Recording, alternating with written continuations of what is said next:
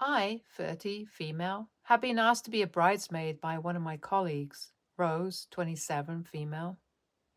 I was a little taken aback since we haven't known each other for long, but we're still close as far as work friends go, so I said yes. Now she's added me to a group text with all the other bridesmaids, and there are around 12 of us. One of them happens to be an old friend of mine from high school, who's also her neighbor. So the two of us also got in touch, which is one good thing that came out of that group. Apparently, she'd been shocked that Rose asked her to be a bridesmaid since the two of them weren't even that close. And I told her that I felt the same way when she asked me. The two of us chalked it up to her being nice and trying to make new friends and left it at that. That is, until 2 days ago when she shared an exorbitantly priced wedding dress in the group and informed us that we'd be paying for the dress. It was already a luxury designer dress that cost 10 grand by itself. And she'd added customizations as well, which made the whole price go up to $12,000. So that was 1 grand for each bridesmaid. And suddenly it all made sense to me as to why she'd asked so many people to be bridesmaids. It had nothing to do with her wanting to cement her friendships with us, but everything to do with that wedding dress. It didn't even take me a second to decline, saying that I was not spending $1,000 for someone else's wedding dress. And I tried my very best to be polite, even though I was fuming that she just assumed we'd be spending such a large sum of money for her dress. As soon as I said so, a few other women in the group texted as well, saying the same thing, including my friend from high school. At this point, there are around 7 people who've already said no, and the 5 women remaining are her actual close friends, whom she's been friends with forever. Gradually, they began to reply, saying that they couldn't just drop $1,000 on a dress like that, and even suggested that maybe she could search for something that looked similar. That's when Rose chose to reply with a long paragraph about how we were all being selfish right now and how she's been planning for her wedding since she was a kid, and we were ruining it all by refusing to do this one little thing for her. She even said, and I quote, "I'm giving you guys the opportunity of a lifetime by letting you guys pay for this dress," and that we were being ungrateful bridesmaids. I was shocked because of the sheer audacity of this statement. She wasn't letting us pay for anything. She needed us to pay for it. I literally work with her. I know for a fact we don't get paid enough to afford something like that.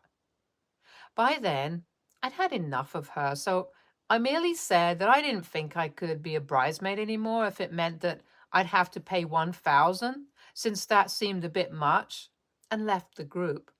I have no idea what happened after that since I turned off my phone.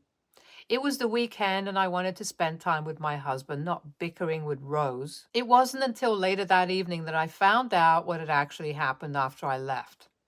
When I finally did check my phone after hours, I had almost 20 missed calls from Rose and at least 50 texts. And all 50 of those texts were filled with name calling and accusations where she said I was the one responsible for all her bridesmaids opting out of the wedding. I was really confused, so I asked my friend what had happened after I left, and dear God, what a mess. Although I can't say she didn't have it coming. So after I left the group, Rose went on to say that anyone who wanted to be a bad friend and ditch her on her most important day was welcome to follow my footsteps and leave, but that would also mean not being invited to the wedding at all and never speaking to her again. A few of her closest friends tried to reason with her, but she wasn't having any of it and remained adamant on her stance that her bridesmaids could either cough up the 1 grand or leave. And so eventually everyone left the group. My friend actually thanked me for leaving first since she's pretty non-confrontational and wouldn't have been able to do the same unless I'd done so first. She was laughing about how the situation turned out, but honestly, I don't feel that good about it. I mean, Rose is not a bad person otherwise, but the whole wedding thing has just turned her into a bit of a bridezilla. And I know that this is not an ideal situation to be in at all, even though it's her own fault. I kind of feel bad for her since I had no intention of starting a whole thing. She didn't even come into work today, and I think she's really hurt because of what happened. Can't be nice having all your friends walk out of your wedding, and I feel partly responsible for this, truth be told. I know she brought it onto herself for the most part, but maybe I should have just reacted calmly instead of leaving the group and stuff. I feel like I should talk to her at the very least or apologize to her for all this. I don't know. AITA in this situation? Update 1. Rose finally came into work today and I didn't speak to her or reach out to her whatsoever. Because honestly, this isn't my fault. The only thing I did was make my decision clear that I wouldn't be spending that sort of money for something that she needed. We're not that close, and it's not like it's a life or death situation for her. She doesn't need that wedding dress the way some of us need to save money. So, yeah, I'm not apologizing to her. She did make it a point to glare at me every time she got the chance to, though. Our cubicles are pretty close together, so she would walk past me periodically and shoot me nasty looks. I don't know what that was supposed to accomplish, but whatever. I don't care about it. Update 2. Man, I thought that the drama would have ended, but apparently not. I have no idea what's gotten into her, but she's taking things way too far for absolutely no reason. Rose made a post on Facebook tagging all of her bridesmaids, talking about how all of us had conspired against her and were trying to ruin her wedding, and why I am the person who's behind all of this since I've always been jealous of her work achievements. I'm not even kidding. She actually seems to believe that I planned all of this out to sabotage her wedding. Most of the bridesmaids didn't even bother to respond to the post, and the few that did, she began to argue with them as well until they blocked her. And I've blocked her too for my own peace of mind, but I'm not going to let this slide. I'm taking this up with HR since she just can't do stuff like this and get away with it. It absolutely is not okay. Update 3. Her wedding got cancelled. LOL. I sent our HR manager an email detailing everything that had happened right from when she'd asked me to be her bridesmaid to her Facebook post accusing me of sabotaging her wedding, complete with screenshots. Needless to say, she was reprimanded since she dragged the company's name into her post as well while trying to expose my jealousy. And that's when she lost it, I guess. After she was talked to by HR, she came right for me and started screaming in my face about how I was jealous and petty. And when I refused to acknowledge her, she grabbed my coffee mug and threw it all over my laptop. Thankfully, it wasn't that hot and it missed my hands by a couple of inches. Immediately after that, security escorted her out of the premises and she was fired. The only reason the cops weren't called was because I didn't want to press charges. Although in hindsight, I probably should have, and I wish I could say the harassment stopped there, but it didn't. Even after that, she continued to text me from various accounts, trying to guilt trip me or whatever. I finally lost it and tracked down her fiance and told him everything that had happened so far and said that if she didn't stop harassing me, then I'd be left with no option but to take legal action against her. He was pretty apologetic about it and said that he had no idea and was sorry that I had to deal with any of this. That was that. Today I learned from my friend that apparently when her fiance confronted her about her crazy behavior, she'd begun to yell at him as well, and they got into a huge screaming fight. She heard a lot of it since it was in their driveway, and she lives right next to them. Eventually, he just drove away without a word and canceled the wedding since Rose had deleted all engagement-related posts from her profile. So that's where it's at right now. I can't believe a spat over a wedding dress spiraled into something so out of control. But honestly, I don't think it's my fault at all. She brought this onto herself with her unreasonable and frankly demented behavior. At least I don't have to put up with any of it anymore. Thank God for that. Oh, gosh. What is it with Bridezillas? NTA at all. Edit. I'm glad her fiancé saw sense and decided to leave because if she's acting this crazy over a wedding dress, then there's no telling how she'll behave once they're married. After reading the updates, though, I think you should have pressed charges for the coffee incident. She could have hurt you pretty badly if you hadn't reacted in time. Initially, I was leaning towards NTA, but after the updates, yeah, ESH. Rose is a spoiled brat, there's no doubt about it. But OP, you did not need to go complaining about it to her fiancé. You had no right. In the end, you did end up sabotaging her wedding, and her wedding got cancelled, LOL. Wow, maybe she was right about you being a tiny bit jealous of her since it sounds like you were. Ignore everyone saying ESHOP. You did the right thing. This woman is clearly out of control. What were you supposed to do? She ruined her own wedding by acting crazy. That's it. NTA at all. Next story. I'm definitely the A to myself, at least somewhat, for getting into this situation. But I don't think the rest of this is me.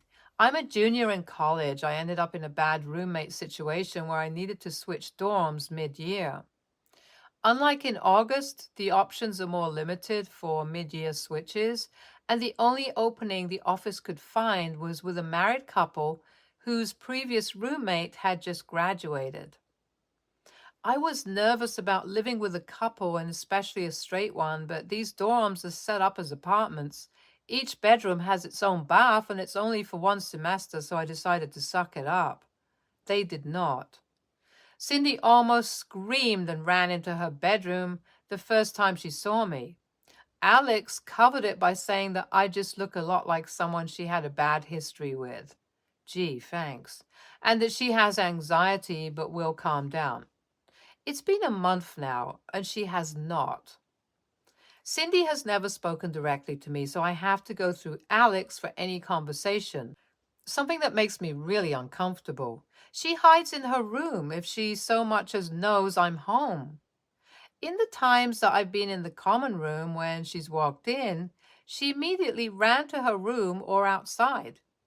Alex keeps saying she just has anxiety and it will ease up, but it's very tense. They, her, now want to schedule times for use of the common room or for me to share my schedule of when I'll be around to make everyone feel comfortable. I don't want to do this. I shouldn't have to. I have a right to be home whenever without announcing it first. The housing office thinks I should be polite because they're not telling me I can't be there. They just want an idea of when. I think my roommates need to just deal with it. I'm compromising a lot to live with them, and they need to as well. Opinion 1. NTA. Cindy absolutely is by treating you like garbage and not getting treatment for her trauma.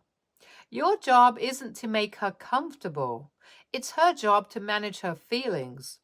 You're just living your life. You have a right to live your life comfortably and use common areas of that apartment. Tell your roommates that it is not your job to manage Cindy's anxiety and that you are not going to schedule your common room time. NTA, Cindy needs to get more therapy.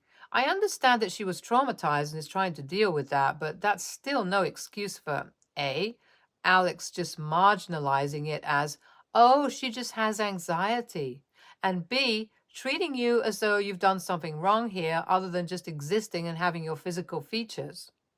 Cindy is responsible for her own mental health, not you. Next story. My friend Natalie admitted to being jealous of me and other women. I think she has a strong victim complex as a result of her jealousy. One of the things Natalie has done is she tried to ruin her other friend's new relationship because she had a crush on the guy 5 years ago. She spread around how her other friend stole her crush and lied about the facts to make her friend seem worse.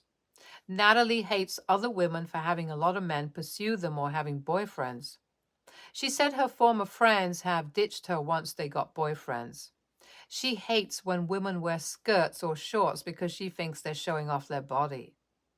Whenever I mention going to the gym, when she asks what my plans are, she tells me that I'm obsessed.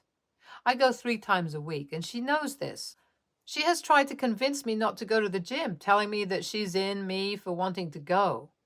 When guys ask me out, she tells me that they're only interested in my hot body.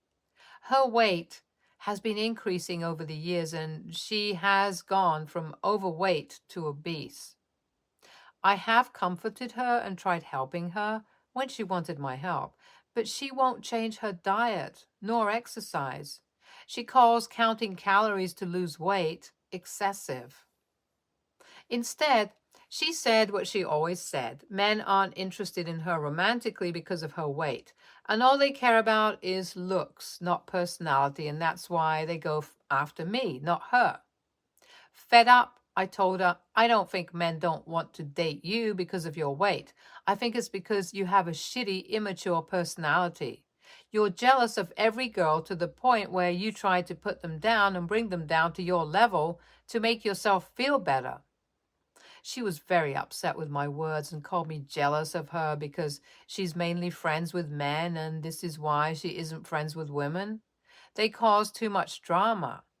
She told other people what I said to her, who said I crossed the line by saying that. I might be TA because she is mostly friends with men who describe her as very nice, but none of them were ever interested in dating her. I've seen her treat her male friends differently, almost like she has a crush on all of them, but they have seen what she says and does to her female friends and just say they weren't meant to be friends. I was wondering, AITA? Edit. There are times when she is nice. I think when she gets jealous, she acts out. NTA. I've had to have this conversation many times before with men, oddly enough, over their height.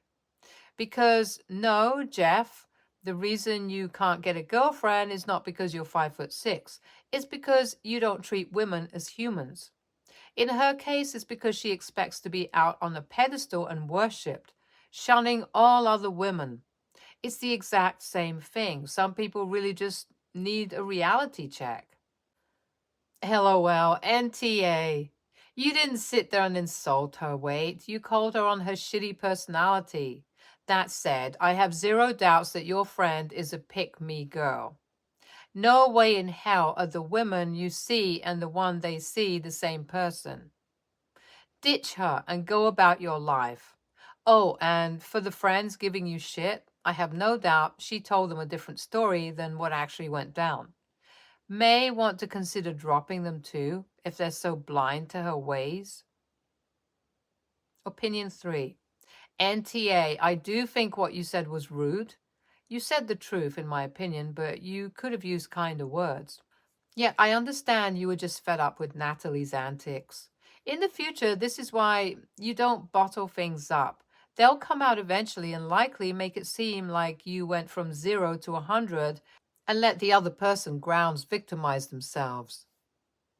That said, Natalie is a huge a-hole to other women, and men actually, and mostly to herself.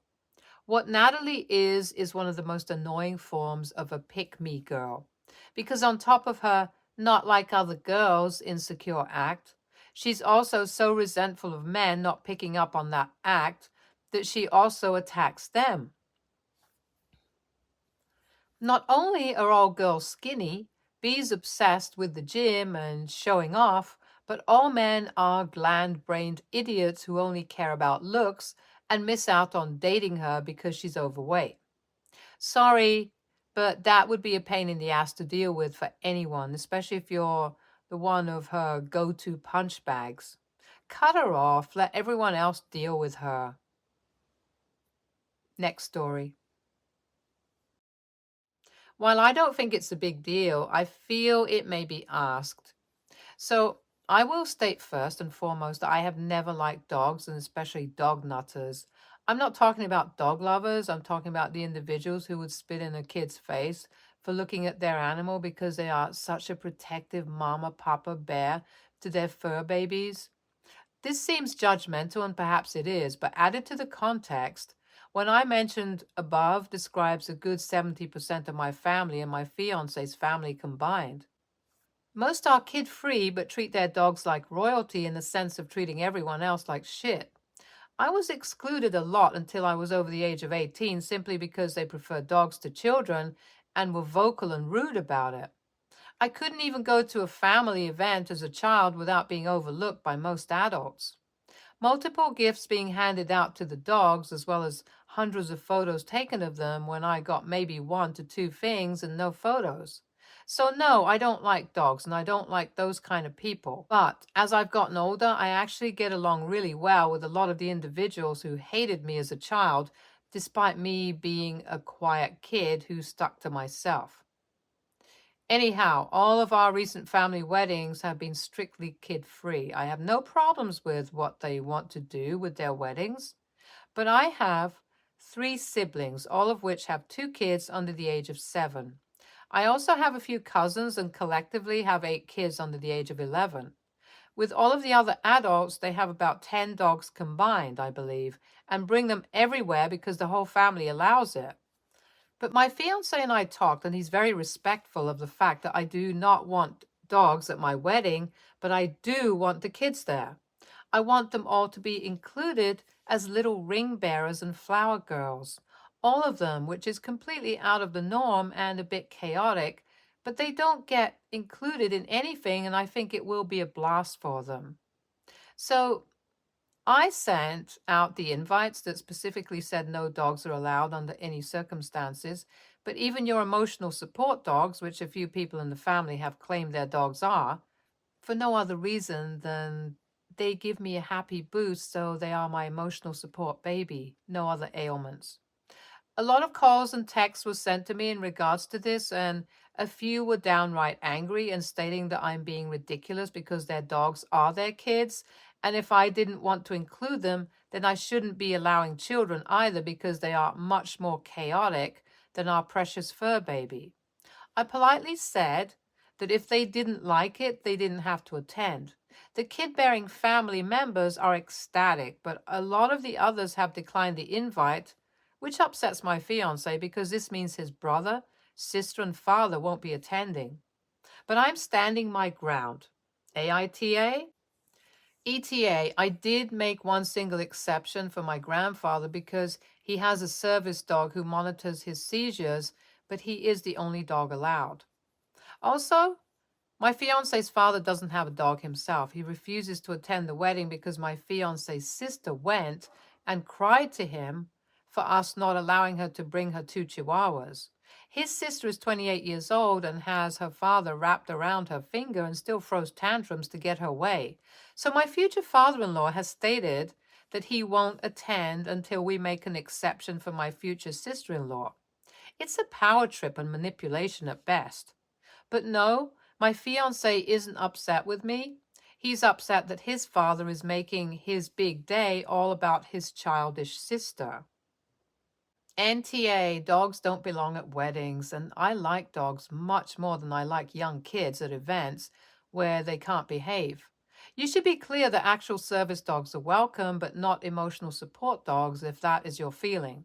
Honestly, I can't imagine you would even have to say this, as I can't imagine bringing a dog to a wedding, but you know your family better than I do, obviously. If your fiance's brother, sister, and father aren't going to his wedding because the dog can't come with them, they clearly aren't close enough to him to care what they think, and your fiance should read them the riot act in this regard. Sounds like you're better off without them. Real family couldn't be kept away from your wedding, even if you made them climb a mountain to attend. NTA, I'm a dog lover, but I'd still never think it was appropriate to bring my dog to a wedding or to invite people to bring dogs to my wedding. Dogs are different than children, no matter how much your future in-laws want you to believe they're the same. Also, at the end of the day, it's your wedding. You have the right to invite who you'd like. Unless your family members have a physical disability that would make it impossible to attend without a dog's support, which doesn't seem to be the case here, you're not excluding anyone. They're choosing not to come. It sucks that your fiance's family is saying they won't come, but also wild, he's upset with you and not with his family, who are all literally choosing a dog over him. Hopefully, he can see that and you guys can have a nice day regardless. Stay tuned for more stories from our girl relationships.